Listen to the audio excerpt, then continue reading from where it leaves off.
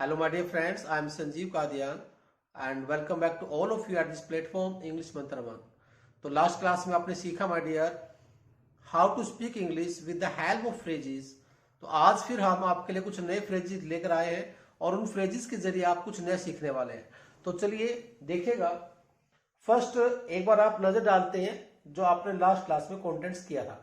आपने किया था फॉर अ व्हाइल, जिसका मीनिंग होता है थोड़ी देर में। तो आपने सीखा माय डियर लास्ट क्लास में फॉर अ व्हाइल का मीनिंग होता है थोड़ी देर में। Like I shell go in a while, मैं थोड़ी देर में जाऊंगा। She will come in a while, वह थोड़ी देर में आएगी। इन अ व्हाइल थोड़ी देर में। She will come in a while, वह थोड़ी देर में आएगी। Take rest for a while, थोड़ी देर के लिए आराम कर लीजिए। अगर आप किसी को कहना चाहते हैं कि आराम कर लीजिए थोड़ी देर, तो आप कहेंगे take a rest for a while. या फिर आप किसी को कहना चाहते हैं थोड़ी देर बैठ जाओ, तो sit down for a while. थोड़ी देर आराम कर लीजिए, let's rest for a while, आओ हम थोड़ी देर आराम करें। तो ये सारे सेंटेंसेस हम लास्ट क्लास में डिस्कस कर चुके हैं। लाइक फोर सेंटेंस देखिए, may I use your pen for a while, क्या मैं आपका पेन थोड़ी देर के लिए यूज कर सकता हूं। दे वर साइलेंट फॉर अ व्हाइल, वे कुछ समय के लिए साइलेंट रहे। या फिर मैं ये कहूं मैं कुछ समय के लिए साइलेंट रहा, तो I was silent for a while. वह कुछ समय के लिए साइलेंट रहा, he was silent for a while. तो इस टाइप से आपने फॉर ए व्हाइल से रिलेटेड कुछ सेंटेंसेस लास्ट क्लास में सीखे। तो आज उस टॉपिक को हम कंटिन्यू कर रहे हैं माय डियर। इसके बाद हम देखेंगे कैसे आपके सामने कुछ सेंटेंसेस डिस्कस किए गए थे। तो ये सारे सेंटेंसेस आप लास्ट क्लास में कर चुके हैं,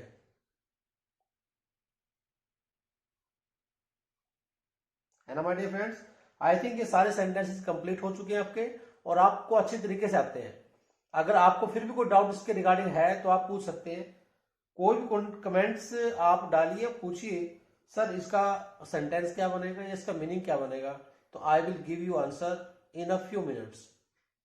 इन a while, in a few minutes means in a while, थोड़ी देर में मैं आपको आंसर दूंगा। ओके,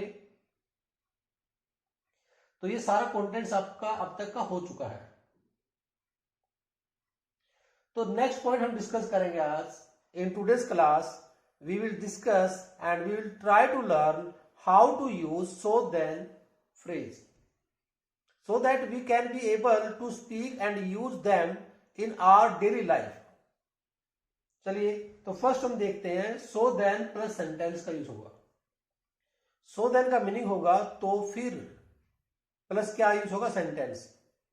तो फिर मैं क्या करूं, तो आप क्या कहेंगे so then what shall I do, या so then what should I do, या फिर like this so then what do I do, तो फिर मैं क्या करूं।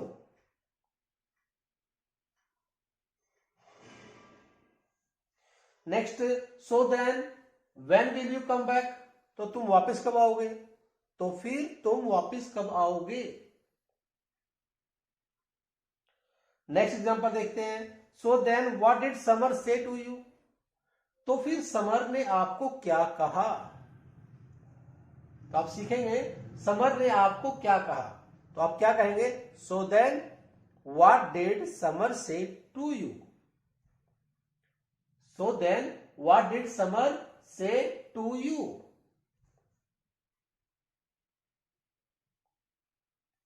Next so then what did the police do, तो फिर पुलिस ने क्या किया। अगर आप किसी से पूछना चाहते हैं तो पुलिस ने क्या किया, तो इसकी इंग्लिश क्या बनेगी सो देन प्लस आपका सेंटेंस आएगा so then what did the police do. तो आप इस टाइप से सेंटेंस बनाने वाले हैं। चलिए नेक्स्ट देखते हैं, एफ पे आ जाइए। So then what did you go abroad, तो why did you go abroad. So then why did you go abroad, तो आप विदेश क्यों गए थे। आप किसी से पूछ रहे हैं आप विदेश क्यों गए थे, तो आप क्या कहोगे why did you go to abroad, why did you go abroad. अगर आप पूछना चाहते हैं तो फिर आप विदेश क्यों गए थे, तो आप कहोगे so then why did you go abroad.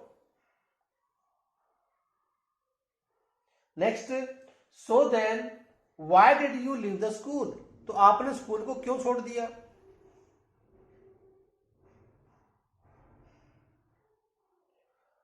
H को देखिएगा, एच में सेंटेंस है so then how did you come across my wallet, आपको मेरा वॉलेट कैसे मिला।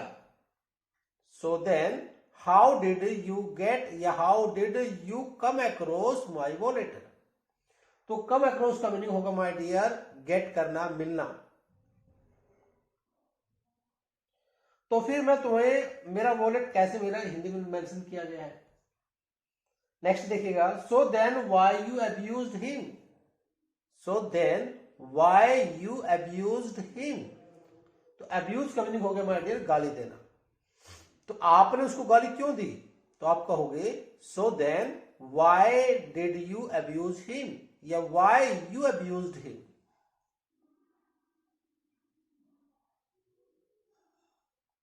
Next, so then why Samar abused filthy words, तो समर ने गंदे शब्दों का यूज करके आपको गाली क्यों दी।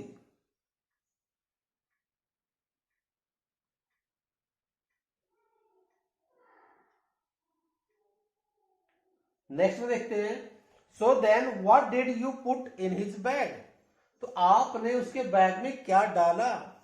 सो then what did you put in his bag, तो आपने उसके बैग में क्या डाला। So then when did the power go off, तो फिर बिजली कब गई, तो आप किसी पूछ रहे हैं बिजली कब गई, तो आप कहेंगे so then when did the power go off. So then when did the power go off. Next, so then Resham went through his lesson, तो वेंट थ्रू बना हुआ माय डियर फ्रेज है जो आपका, वेंट थ्रू का मतलब है गो थ्रू। तो गो थ्रू का मतलब होता है कंप्लीट करना, गो थ्रू का मतलब होता है रीड करना, गो थ्रू का मतलब होता है याद करना। तो मैंने कहा तो फिर रेशम ने अपना लेसन याद किया, तो मैं क्या कहूंगा so then Resham went through his lesson. So then Resham went through his lesson, तो फिर रेशम ने अपना पाठ याद किया। तो वेंट यहां पर गो की सेकंड फॉर्म है, तो गो थ्रू का मतलब होगा लेसन को याद करना, लेसन को कंप्लीट करना।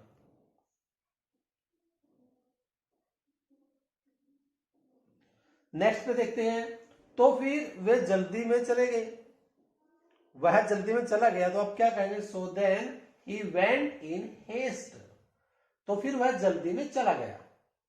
अगर मैं कहना चाहता हूं मैं जल्दी में हूं, तो मैं कहूंगा आई एम इन हेस्ट, मैं जल्दी में हूं तो आई एम इन हेस्ट। तो वह जल्दी में था तो ही वॉज इन हेस्ट, वह जल्दी में चला गया तो आप कहेंगे ही वेंट इन हेस्ट, ए भी यूज कर सकते साथ में, in a haste. So then he went in a haste, तो फिर वह जल्दी में चला गया।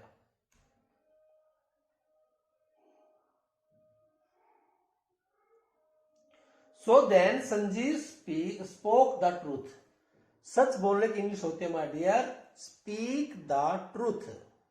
तो स्पीक द ट्रूथ की सेकंड फॉर्म यूज की गई स्पोक द ट्रूथ, तो फिर संजीव ने सच बोल दिया। कोई सिचुएशन ऐसी थी जब सच नहीं बोलना था, लेकिन जब एक मजबूरी आ गई, कंपल्सन आ गई, तो उस केस में संजीव को सच बोलना पड़ा, तो हम कहेंगे so then Sanjeev spoke the truth. So then students will take rest for a while, तो फिर स्टूडेंट्स थोड़ी देर आराम करेंगे।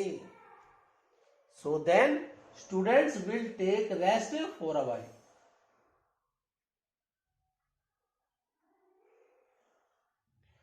So then sir scolded students for using filthy words, filthy words, तो संजीव सर ने फिर स्टूडेंट्स को गंदे शब्दों को यूज करने के लिए डांटा। Scold, scold means डांटना।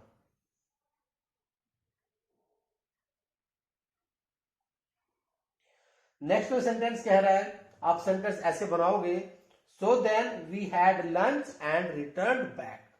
तो फिर हमने लंच किया और वापस आ गए। तो जब आपको ये कहना है कि हमने लंच किया, हमने ब्रेकफास्ट किया, हमने डिनर किया, तो आप कहोगे, पास्ट की बात हो रही है, तो आप कहने वाले हैं, आप कहोगे I had lunch, I had breakfast, I had dinner, या we had dinner, we had lunch. तो यहां पर लिखा हुआ है so then we had lunch and return back. फिर हमने लंच किया और वापस आ गए। नेक्स्ट में है so then we did homework and put the books in the bag. फिर हमने क्या किया, हमने होमवर्क किया और अपनी किताबें बैग में डाली। So then we did homework and put the books in the bag. Hindi साथ में मेंशन की गई है। किसी भी चाइल्ड को अगर प्रॉब्लम हो रही है हिंदी के साथ, तो हिंदी मेंशन की गई है, तो हिंदी के साथ समझ सकते हो। But try to learn and use only English words or sentences. Don't try translate all the sentences. Just focus on the English contents, not Hindi.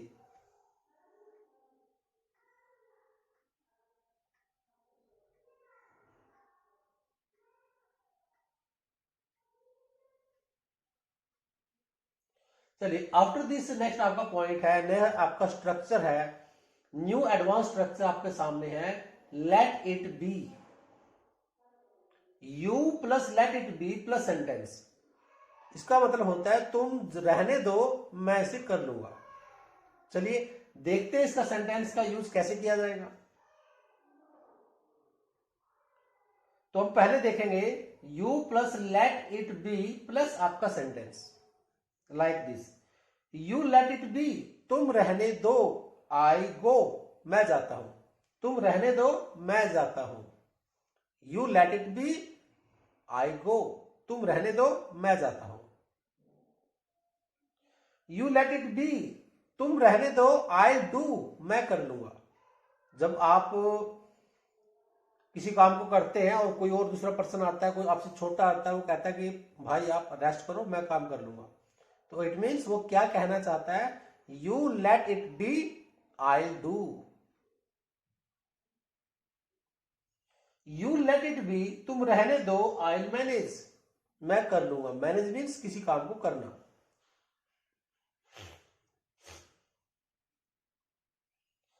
तुम रहने दो, हम सब, मैं सब कर लूंगा। नेक्स्ट देखेगा, you let it be, I pack it up. You let it be, तुम रहने दो, आई पैक इट अप, मैं इसे पैक कर दूंगा। कोई चीज है जिसको पैक करना है, तो आप उसे कह रहे हैं तुम रहने दो, मैं इसे पैक कर लूंगा। तो आप कैसे कहेंगे उसको, you let it be, I pack it up.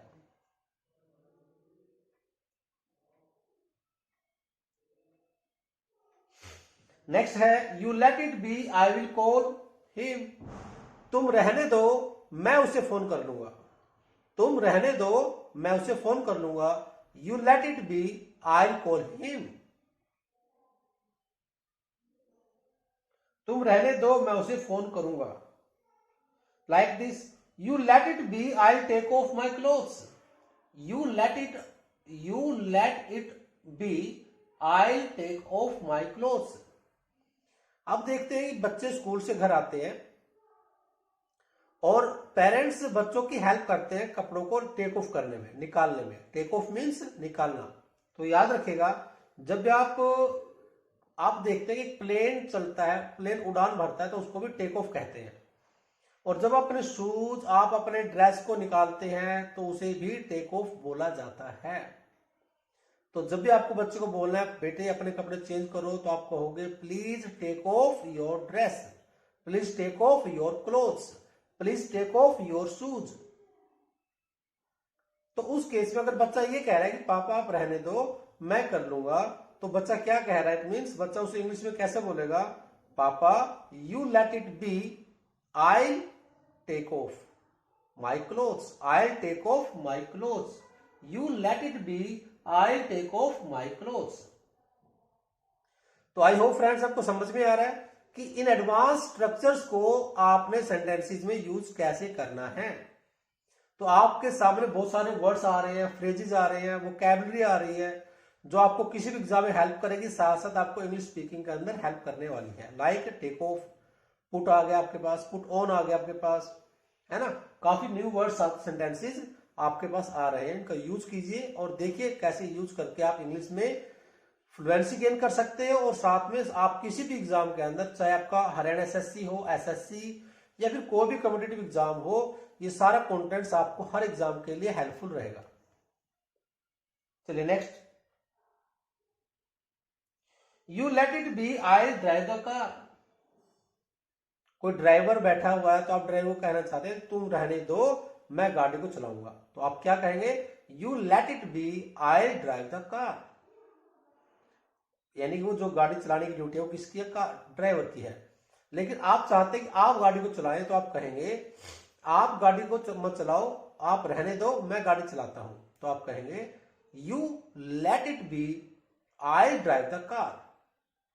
आप पापा को या किसी पर्सन को कहना चाहते हैं कि आप गाड़ी मत चलाओ, मैं गाड़ी चलाता हूं, तो आप क्या कहेंगे, you let it be, I drive the car.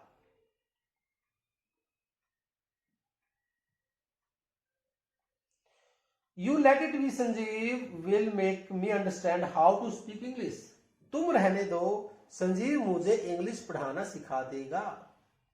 यानी कोई पर्सन है जो आपको सिखाना चाहता है, लेकिन आप उसे ये कह रहे हैं तुम रहने दो, संजीव मुझे इंग्लिश सिखा देगा, तो आप क्या कहेंगे, you let it be, Sanjeev will make me understand how to speak English.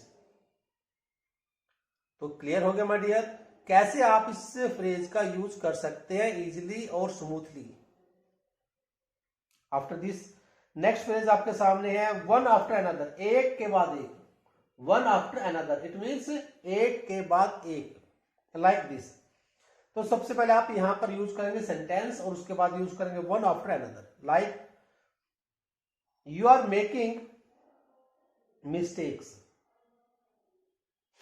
Before this sentence I'd like to make you understand what the difference between do and make।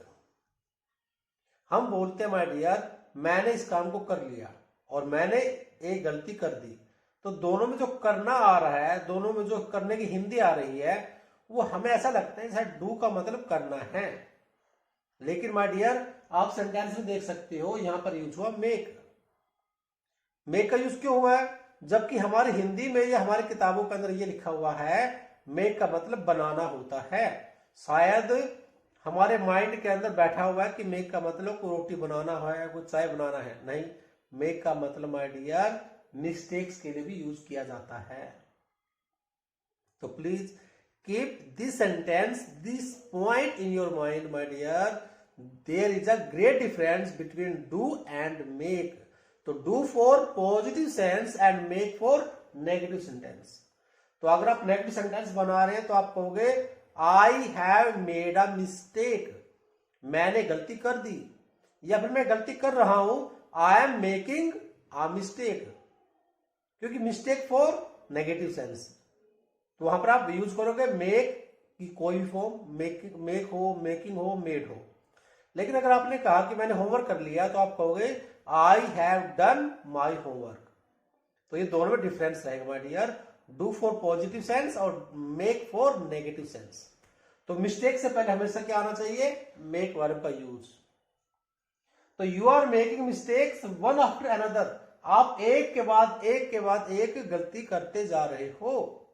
तो आप इसे कैसे कहोगे, you are making mistakes one after another, one after another.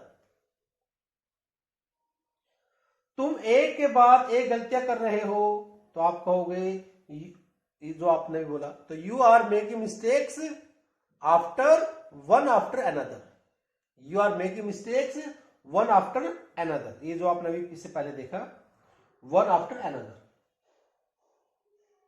यहां पर हिंदी आ गई साथ में। नेक्स्ट देखिए, you are buying mobile one after another, आप हर रोज एक के बाद एक फोन खरीदते जा रहे हो। You are buying mobile phones one after another.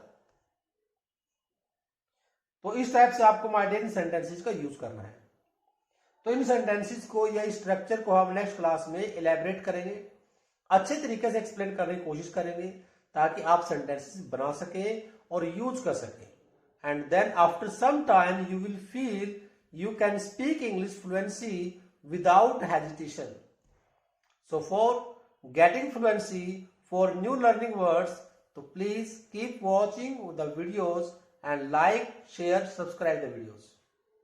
तो my dear friends, next video में मिलते हैं नए contents के साथ। तो तब तक chill out and keep silence, maintain your peace and passion, and you will gain fluency and success.